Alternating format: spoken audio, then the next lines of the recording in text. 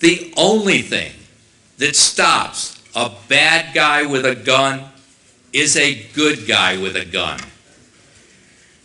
Would you rather have your 911 call bring a good guy with a gun from a mile away or from a minute away?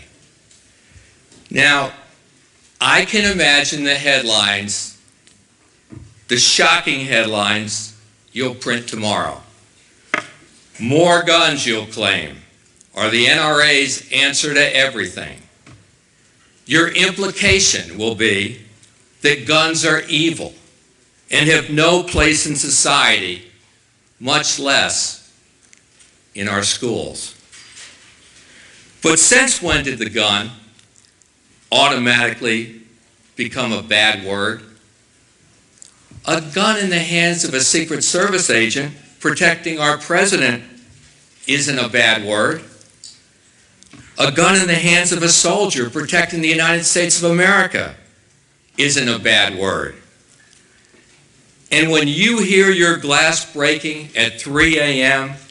and you call 911, you won't be able to pray hard enough for a gun in the hands of a good guy to get there fast enough to protect you. So, why is the idea of a gun good when it's used to protect the president of our country or our police, but bad when it's used to protect our children in our schools? There are kids. There are responsibility. And it's not just our duty to protect them, it's our right to protect them. You know, 5 years ago, after the Virginia Tech tragedy, when I said we should put armed security in every school, the media called me crazy. But what if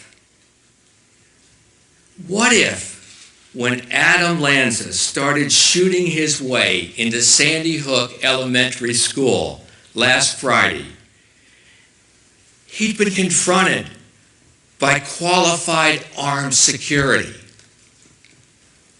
Will you at least admit it's possible that 26 little kids, the 26 innocent lives might have been spared that day? Is it so abhorrent to you that you'd rather continue to risk the alternative?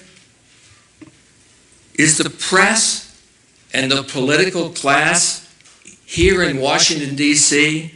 so consumed by fear and hatred of the NRA and American gun owners that you're willing to accept a world where real resistance to evil monsters is a lone, unarmed school principal left to surrender her life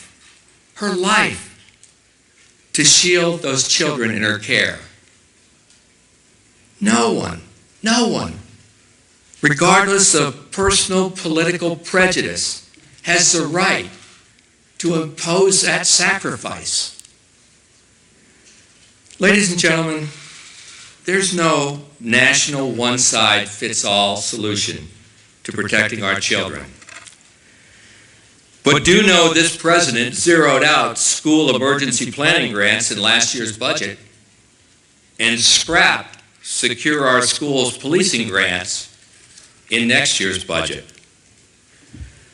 With all the foreign aid the United States does, with all the money in the federal budget, can't we afford to put a police officer in every single school?